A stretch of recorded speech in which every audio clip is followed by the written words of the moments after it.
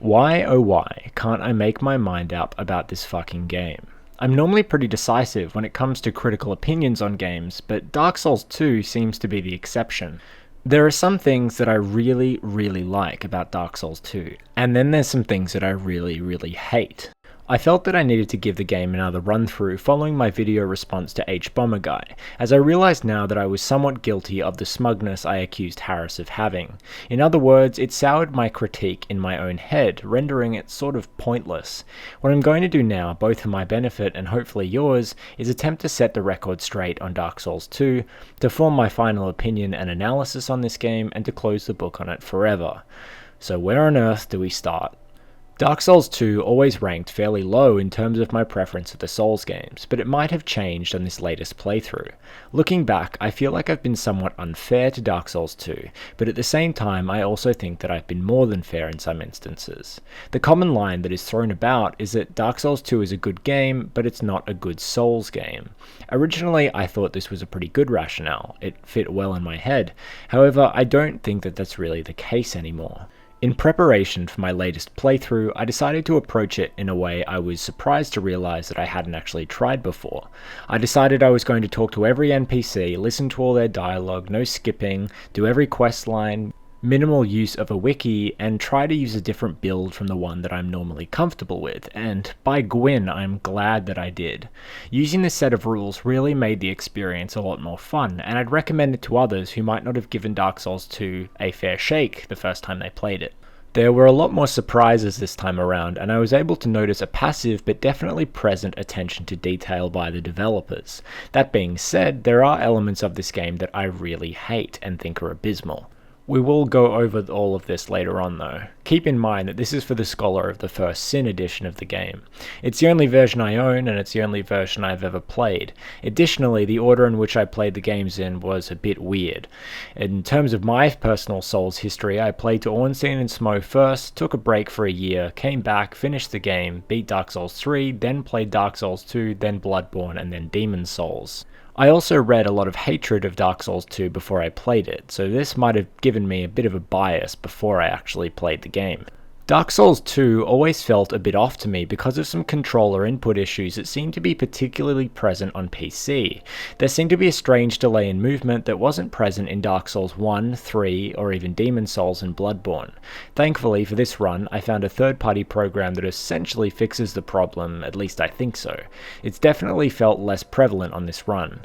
Unfortunately, there are some issues that remain, even though it's not as bad this time. Demon's Souls, Dark Souls 1, Dark Souls 3 and Bloodborne have a very weighty feel to the combat. When you hit something, there is a very tangible feel of metal hitting metal or metal hitting flesh. This is due to the mostly superb sound design that these games have. I don't really feel like Dark Souls 2 nails this factor though. I don't know if you agree with me, but hitting enemies oftentimes feels like I'm cutting through butter and not in a satisfying way. It feels more lethargic. That being said, the combat in Dark Souls 2 is pretty good. I can definitely see a big difference between 2 and 3 now, and can understand why there is such a difference in opinion between die-hard fans of either game. While obviously this doesn't apply to everyone, I see a lot of Dark Souls 2 fans complaining that 3 is bad because it's just R1 or right bumper spamming, leading to a lack of strategy. In the same conversation, I'll see Dark Souls 3 fans complaining that Dark Souls 2 isn't as responsive, and therefore strategy doesn't even come into it. Looking at it now, I'd say both perspectives are problematic. Dark Souls 2 has been designed in a way that allows gaps in defenses in essentially every hit you try to make. There's often time or an opportunity for either combatant to roll out of your spamming and for them to counter you. Honestly, that's a bit better than Dark Souls 3, which allows you to get caught in straight sword R1 spamming that is not really fun. In saying that, I don't PvP too often, but I can definitely understand both perspectives. In terms of PvE, the different feel of the combat works for the most part. I say that most part because there are some areas and enemies in which the lack of total responsiveness is a real drag. Iron Keep comes to mind when you're being chased by 3 Alon Knights or something like that, with each attack from them coming so quickly that once they're close enough, there isn't really much you can do to mount a defense. You go for a Hail Mary or hope that they stumble off into the lava, which does occasionally happen. There's a decent amount of different weapons and fighting styles in Dark Souls 2, and I haven't tried many of them to be honest. This playthrough I opted for a strength intelligence build and used magic weapons almost exclusively. My thought was that I can always become a sorcerer a bit later on if I wanted to. What I learnt was that magic weapons absolutely steamroll Dark Souls 2 PvE. Most enemies are knights in metal armor, and while lightning would theoretically be the best defense against such foes, magic is the best. At least that's what I've been told. This surprise actually made the game quite fun, as I was able to bulldoze quite a few enemies and bosses that usually give me trouble, but still had to change up my arsenal when fighting enemies that were magic resistant. I think this is a big strength of Dark Souls 2. You can take risks on builds, and oftentimes you'll get a nice surprise when a certain weapon helps you push through areas that you hated before. I'd recommend that everybody try this if they haven't already. Despite the shit I gave to Harris on his opinions of Dark Souls 2, he was absolutely right when it came to shield usage. I would say on this new playthrough I was two-handing my weapon without a shield for 90% of the time, only bringing out a buckler or a shield for specific moments that I wanted to parry or wasn't confident in my dodging skills. The addition of omnidirectional rolling, or the ability to dodge in any direction, really removes the need for a shield at all, as you can roll under the arms of swinging enemies rather than just be able to dodge left, right, or back, and then quickly throwing your shield up.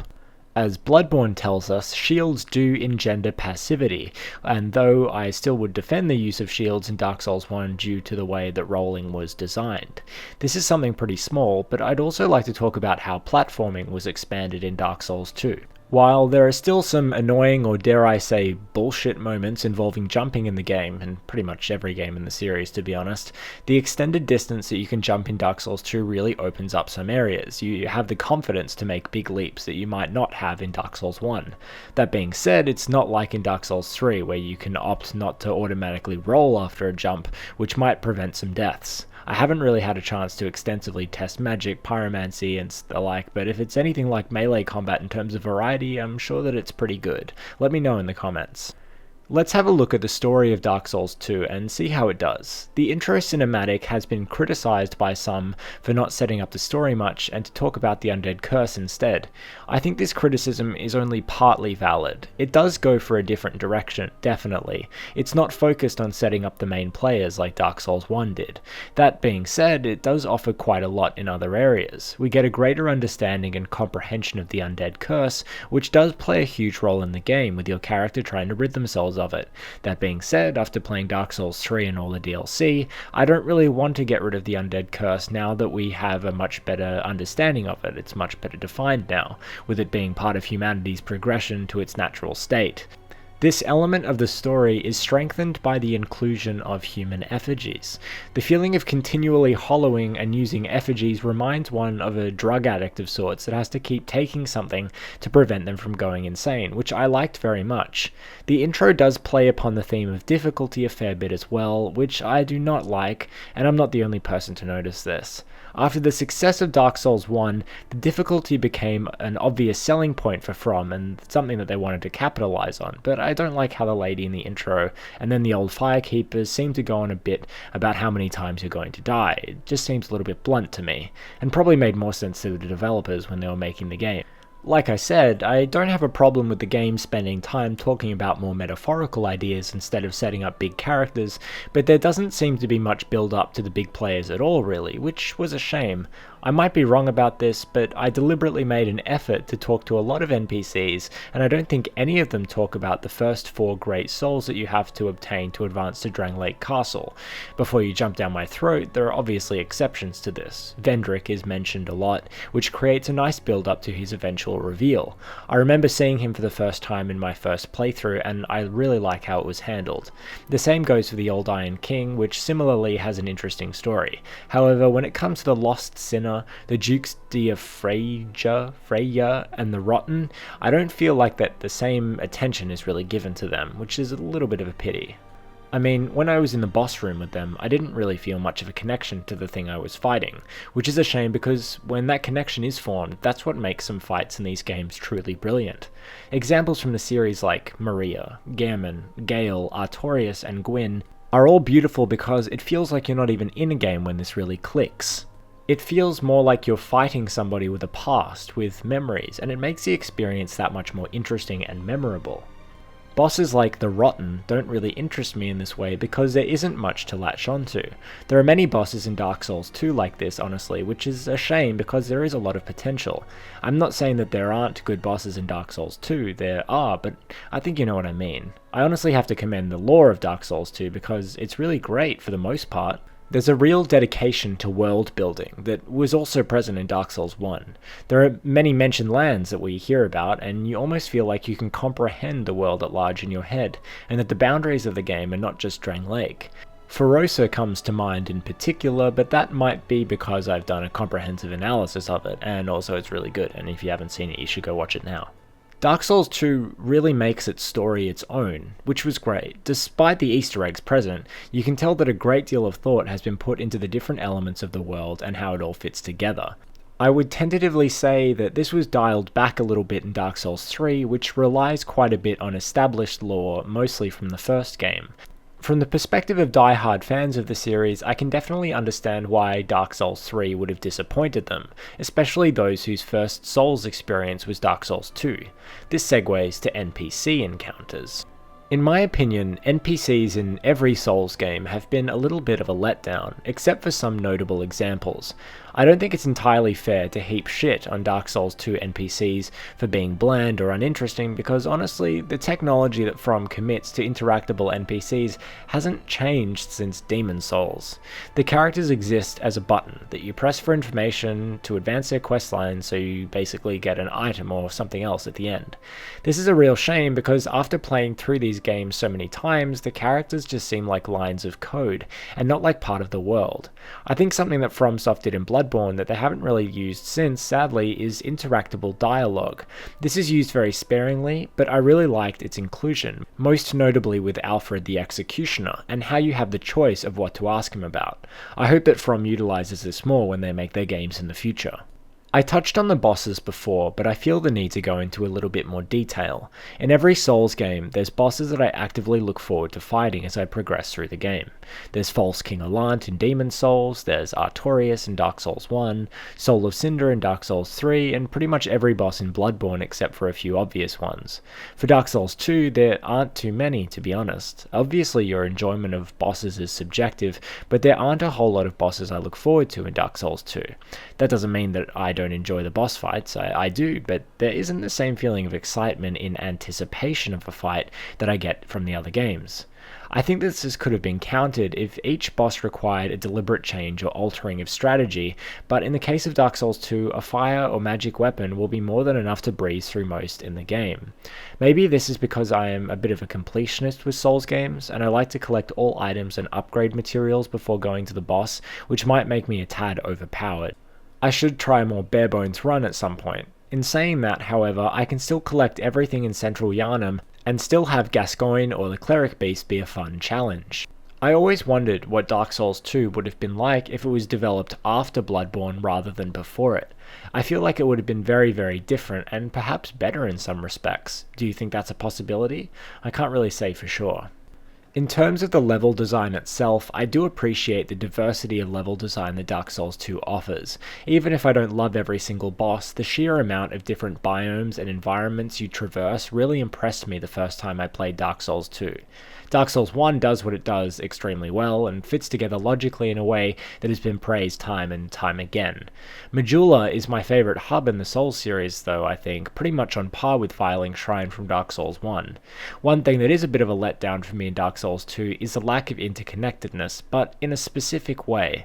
See, in my head, I can imagine the path that Dark Souls 1 takes very clearly, and the way to get to each significant area. Firelink to Undead Burg, to the Parish, to the Gargoyles, then back to the Depths, to Blighttown, to Quelaag, and then back. Sen's Fortress, Anor Londo, and so on. With Dark Souls 2, even after playing the game quite a lot, always has me glancing at a wiki to make sure I'm going the right way, and for when I forget where to go. As another example, I understand the progression through Bloodborne and Dark Souls 3 very clearly, it just makes sense in my head. Is this due to better design, or am I just dumb? Let me know. In terms of improvements, there are some parts that I wish would have been better designed though. The final section, for example, where the Throne Defender, Watcher, and Nishandra are fought, doesn't have a great sense of finality to me. There's finality to Gwyn, to Gurman, to Alant, not really for the Soul of Cinder, but there is for Gale. It's a pity because the final climax of a Souls game really has to hit its mark, otherwise the ending will feel a little limp. I guess you could think of it as each Souls game having peaks and valleys that build up over time to conclude meaningfully. Obviously this would differ for everyone and none are perfect. Dark Souls 1 has a tremendous build up in its first half and then folds a little in its second to bring it mostly home in the last section.